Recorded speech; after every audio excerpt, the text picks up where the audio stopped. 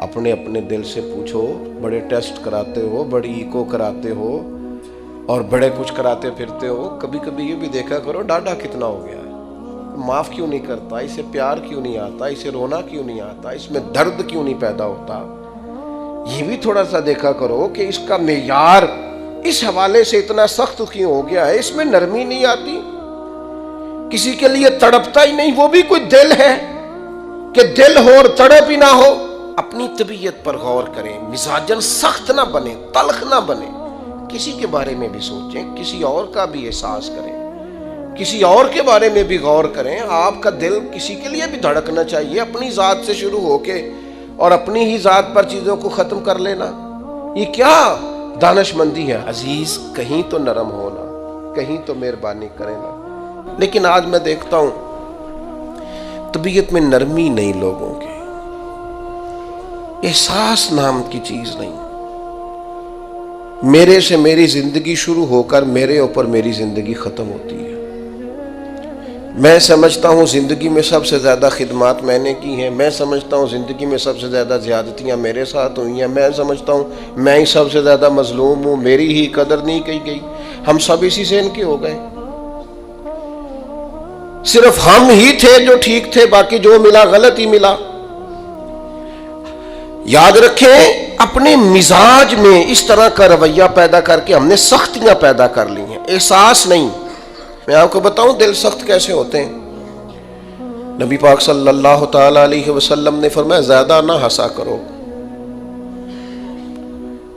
زیادہ ہنسنے سے دل مردہ ہو جاتا ہے، زیادہ نہ ہنسا کرو، الجھے ہوئے لوگوں سے گریزہ نہ ہوا کر، حالات کی قبروں کے، حالات کی قبروں کے یہ کتبے بھی پڑھا کر، حالات کی قبروں کے یہ کتبے بھی پڑھا کر، ہر وقت کا ہنسنا تجھے برباد نہ کر دے، تنہائی کے لمحے ہوں تو کبھی رو بھی لیا کر، زیادہ نہیں ہنسنا۔ ساری قوم کو لگا نہیں دیا شغل میلے پہ، ہمارے بچے اکٹھے بیٹھ کے کیا کرتے ہیں؟ صرف ہنستے ہی تو ہیں۔ کون سی حکمت کی بات ہوتی ہے ہماری مجالس میں؟ کون سی تقوی کی بات ہوتی ہے؟ ساری زندگی شغل میلہ بنا لیا ہم نے۔ یہ دل سخت کرتا ہے ہنسنا۔ حضرت یحییٰ ابن معاذ فرماتے ہیں زیادہ روٹی نہ کھایا کرو، دل سخت ہو جائے گا، تمہاری طلب بھی صرف روٹی رہ جائے گی، کھانا ہی رہ جائے گا۔ حضرت عیسیٰ علیہ السلام فرمانے لگے زیادہ نہ بولا کرو، اپنے جملوں کو بے وقت نہ کرو، اپنے لفظوں کی قدر پہچانو۔ جو لوگ زیادہ بولتے ہیں ان کے دل سخت ہو جاتے ہیں۔ آپ کی باتیں تھوڑی ہوں، معنی خیز ہوں، حکمت امیز ہوں، تھوڑے جملے ہوں، جچی تلی نپی شستہ شائستہ گفتگو ہو، وہ کیا کرے گی؟ وہ دل کو نرم کرے گی۔ لیکن بہت باتیں کرنا، بہت باتیں کرنا، بہت باتیں کرنا، نتیجتاً انسان کے دل کو، یہ تو بدگمانیاں ہوتی ہیں نا، بدگمانیاں یہ دلوں کو سخت کر دیتی ہیں۔ ہم جو برا سوچتے ہیں نا، لوگوں کے بارے میں بری رائے رکھتے ہیں، تو آہستہ آہستہ ہم جس کے بارے میں برا سوچتے ہیں پھر اسے اپنا دشمن سمجھنے لگتے ہیں، ہمارا دل اس کے حق میں سخت ہونے لگتا ہے۔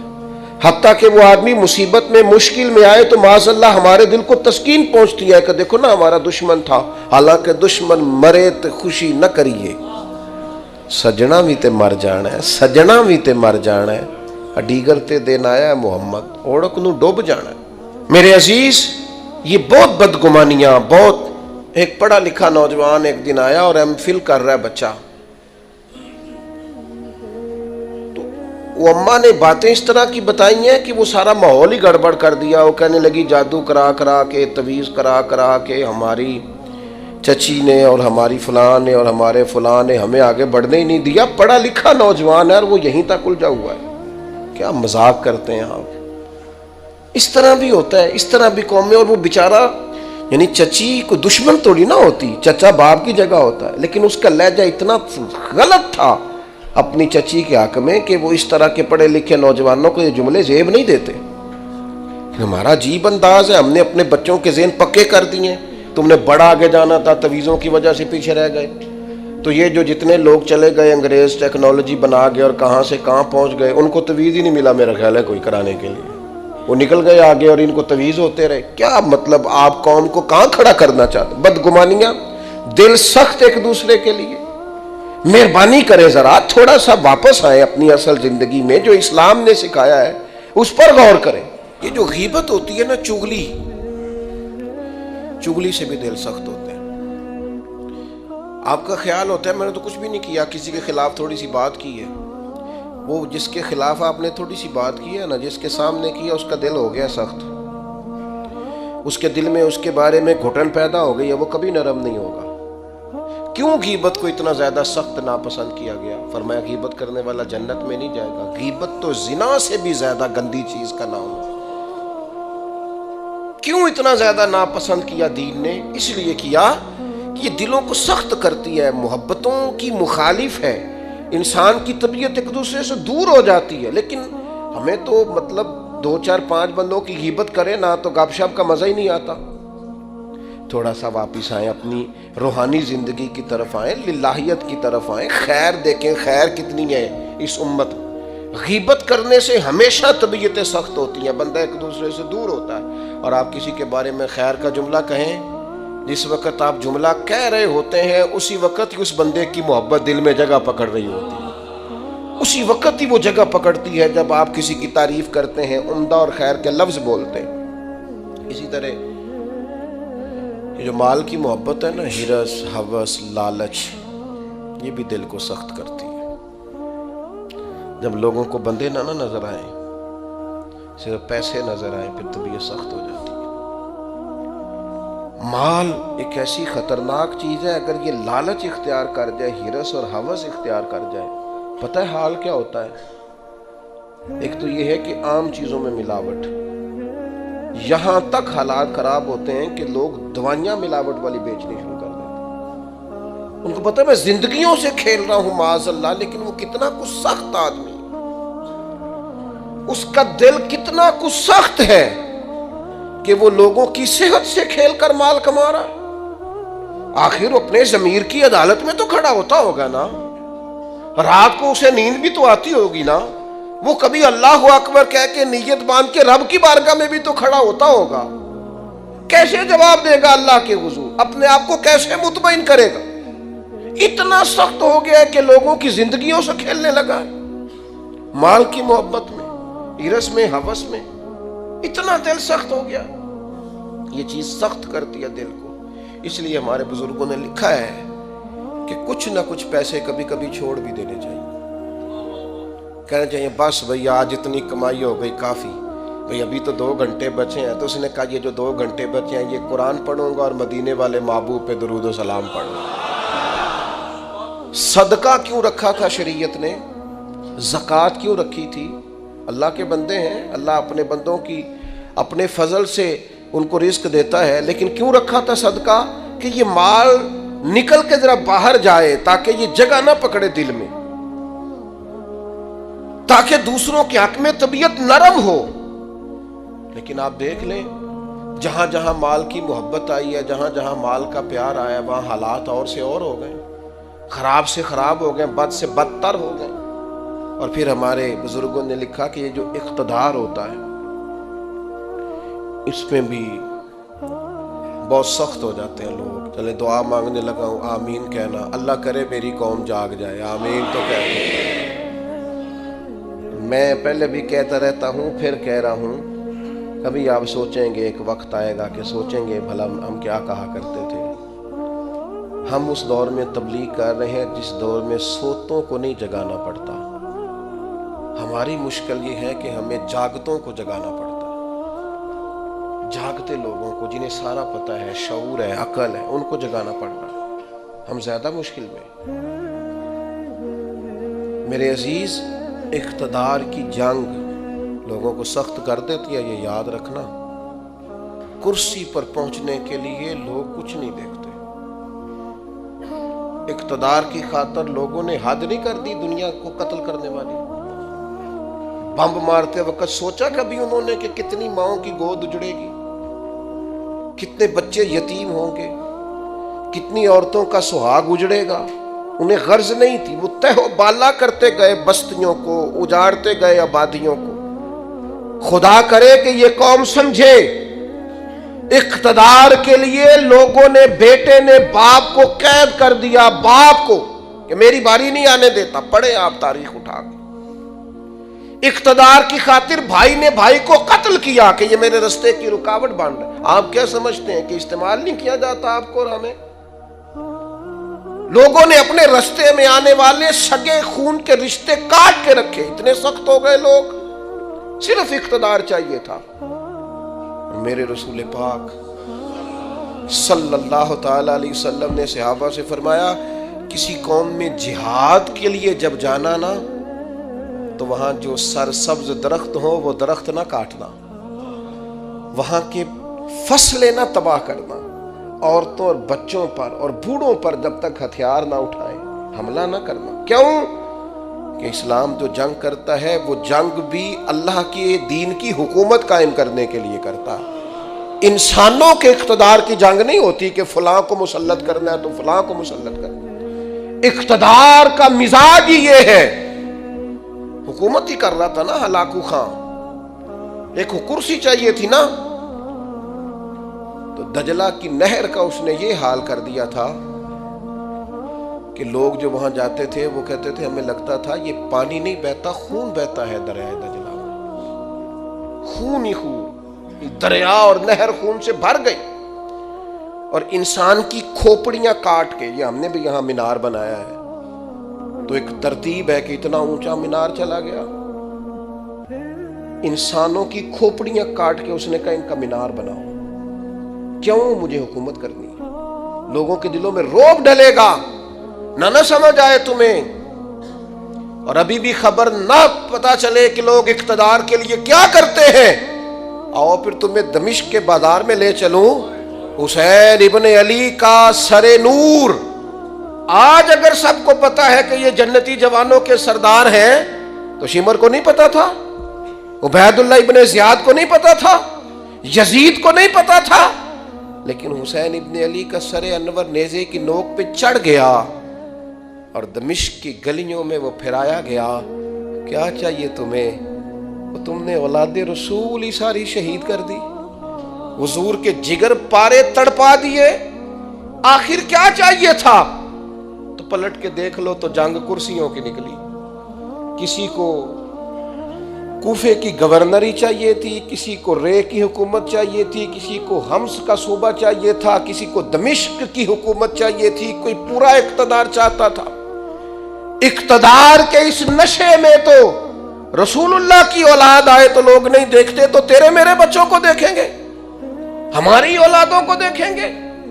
پتہ نہیں کب شعور کی آنکھیں کھولو گے، پتہ نہیں کب سوچو گے، کب سمجھو گے، کس وقت چیزوں پر غور کرو گے۔ اقتدار کی جنگ میں تو وہ لوگ آئے نا جو رسول اللہ کے کندھوں پہ نظر آتے تھے تو لوگ انہیں بھی نیزوں کی نوک پہ کھڑا کر دیتے، اتنے سخت ہو جاتے۔ خدا را مزاج سمجھو، مزاج کیا ہے۔ لیکن وہ ہم پتہ نہیں کس خواب غفلت کا شکار ہیں، اللہ جانے کہاں جا کے آنکھ کھلے گی، اللہ جانے کہاں جا کے ہوش آئے گی، کہاں جا کے سمجھ آئے گی۔ خدا را چیزوں کو لیں ضرور، لیکن ان کو اس حد تک لیں جس حد تک وہ ہیں، جس حد تک نہیں ہیں اس حد تک نہ جائیں۔ اتنے جذباتی نہ ہو ان معاملات کے اندر، ایک دوسرے کو سمجھیں، غور کریں۔ اور پھر جس بندے میں بھی تکبر ہوتا ہے وہ سخت دل ہوتا ہے، جس میں بھی ہوتا ہے۔ برادری کا تکبر ہو کہ میں چودھری صاحب ہوتا ہوں وہ بھی ڈاڈا ہے، علاقے کا تعصب ہو اس کے اندر کہ میں فلاں علاقے کا ہوں تو وہ بھی سخت ہے، علم کا تکبر آ جائے وہ بھی سخت ہے۔ اس کو یہ پتا ہو کہ میری بڑی پذیرائی ہے اور مجھے بڑی دنیا جانتی ہے، اور میں بیٹھ جاؤں تو پھر بھی بڑی بات رش ہوتا ہے، اور میں چلوں تو وہاں بھی اللہ ماشاءاللہ خدا معاف کرے تکبر آتا ہے۔ کوئی بھی ایسی چیز جو دماغ پہ سوار ہو جائے وہ متکبر کرتی ہے انسان کو۔ یہ چیزیں اپنے سے جیسے جیسے دور کریں گے ویسے ویسے عاجزی نصیب ہوگی، اور جیسے جیسے عاجزی نصیب ہوگی ویسے ویسے دل نرم ہوگا، اور جیسے جیسے دل نرم ہوگا رب کی مخلوق کا پیار بھی آئے گا، رسول اللہ کے دروازے کی گدائی بھی آئے گی۔ اور ایک بات اور ہمارے بزرگوں نے لکھی ہے کہ جو مفادات کی جنگ ہوتی ہے نا، مفادات کی جنگ وہ بھی دل کو سخت کرتی ہے۔ مفادات کی جنگ. مجھے بتائیے جتنے لوگ کسی مارکیٹ میں کاروبار کر رہے ہوتے ہیں ہمارے ملک میں سارے مسلمان ہی ہوتے ہیں نا, ہمارے جاننے والے ہی ہوتے ہیں نا, تو معاذ اللہ تعالیٰ ثم معاذ اللہ ایک پر اگر قرض چڑھ جائے, ڈوب جائے, پریشان ہو جائے, تو اس کے دائیں بائیں والے جو خوش ہو رہے ہوتے ہیں کس طرح ہو رہے ہوتے ہیں؟ دل سخت ہو گیا ہے. جنگ مفادات کی. اب زیادہ گاہک میری دکان پہ آئے گی. مفادات کی جنگ طبیعت کو سخت کرتی. جہاں جہاں بھی انسان کا مفاد وابستہ ہوتا ہے وہاں. میں عرب شریف میں تھا تو ایک دوست مسجد نبوی شریف میں ملے اور بڑے درد سے روئے, بڑی تکلیف میں تھے. ایک تو بندہ پردیس میں گھر سے دور, اور پھر اگر آزمائش میں ہو تو پھر شاللہ پردیسی کوئی بھی نہ تھی. کک جنا تو پارے تو تاڑی مار اڑانا باہو چیز تھی اگے ہی اڈن آ رہے. وہ کہنے لگے ہمارا سپروائزر لاہور کا ہے, پاکستانی ہے, مسلمان ہے, اپنا ہے, اور جس شخص کے پاس ہم کام کرتے ہیں وہ صرف اپنے آپ کو گڈ بک میں رکھنے کے لیے نا ہماری غیبتیں کرتا ہے. وہ جب کہتا ہے نا یہ 10-15 لوگ تیرے وفادار نہیں, تو اب جو مالک ہے عربی اس کی نظر میں وہ بھلا ہو جاتا ہے. کہتا ہے کچھ بھی ایسا نہیں ہے, لیکن یعنی اس کو ضرورت بھی نہیں. ہم مزدوری کا کام کرتے ہیں, وہ ظاہر آفیسر ہے ہمارا, اس نے وہ مزدوری نہیں کرنی. وہ کیا کرتا ہے, وہ صرف اس کی گڈ بک میں نا اپنا تھوڑا سا نفع لینے کے لیے وہ سب مزدوروں کے ساتھ زیادتی کرواتا ہے. وہ کہتا ہے ایسے لوگ بھی تھے جو بیچارے گھر سے اپنا پلاٹ بیچ کے آئے, لیکن ان کی نظر ہو گئے, واپس جانا پڑا. وہ بیچارے صبح تلاش کرنے آئے تھے لیکن مزید اندھیرے میں الجھ گئے. ایک بندے کے مفادات کی جنگ لڑنے کی وجہ سے. ہم مفادات کی جنگ لڑتے ہیں, ہماری طبیعتیں سخت ہو جاتی ہیں, ہم پیار نہیں کرتے. حالانکہ دنیا میں جس قدر بھی لوگوں نے ترقی کی ہے وہ اس طرح کی ہے کہ ایک دوسرے کا بازو تھاما, سپورٹ کیا ہے, ایک دوسرے کو آگے لے کے چلے. ان کا طریقہ ہے کہ وہ کہتے ہیں آؤ ملو, ایک دوسرے کو تھامتے ہیں تاکہ سب کو آگے لے کے چلتے ہیں. کیا کیا تھا نبی کریم علیہ السلام نے ہجرت مدینہ کے وقت؟ فرمایا انصار اور مہاجرین ذرا بھائی بھائی بن جاؤ, ذرا ایک دوسرے کو کاروباروں میں شریک کر لو, اپنے گھروں میں رہائش دے لو. اس لیے کہ کھانا پینا رہنا مضبوط ہوگا تو تبلیغی کام آگے چلے گا, دین بھی تبھی تو پھیلے گا. لیکن ہمارا مزاج اتنا سخت ہو گیا ہے, طبیعت اتنی سخت ہو. میں نے پہلے بھی ایک دفعہ کہا تھا, پھر کہتا ہوں, میں نے یہ دور دیکھا ہے.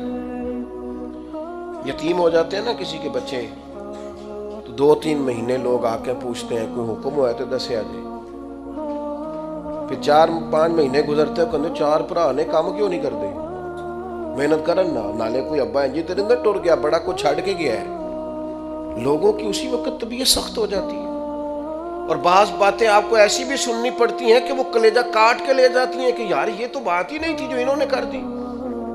وہ جی فلانی جگہ فلاں پلاٹ تھا وہ کدھر گیا, وہ سنا ہے فلاں جگہ. اچھا بہت ساری ڈھیر ساری ایسی باتیں دنیا میں عام ہوتی ہیں جن کا سرے سے کوئی وجود ہی نہیں ہوتا, اور کسی کو وہ بات کرنے کی. دیکھیں اگر کسی کے بچے کو پلاٹ بیچتے ہیں تو پلاٹ ابے کا تھا. آپ ڈسکس کس لحاظ سے کر رہے ہیں بھائی, آپ کس لحاظ سے کر رہے ہیں؟ تکلیف پہنچائی جاتی. کیوں؟ دل سخت ہے. حالانکہ رسول پاک علیہ السلام کی بارگاہ میں حاضر ہو کے ایک شخص نے کہا تھا حضور دل بڑا ڈاڈا ہو گیا, اور صحابہ محسوس کرتے تھے, صحابہ اس بیماری کو سمجھتے تھے. یا رسول اللہ دل سخت ہو گیا, کیا کروں؟ فرمایا کوئی یتیم ملے تو اس کے سر پہ ہاتھ پھیرا کر, اللہ تیرے دل کو نرمی عطا فرمائے.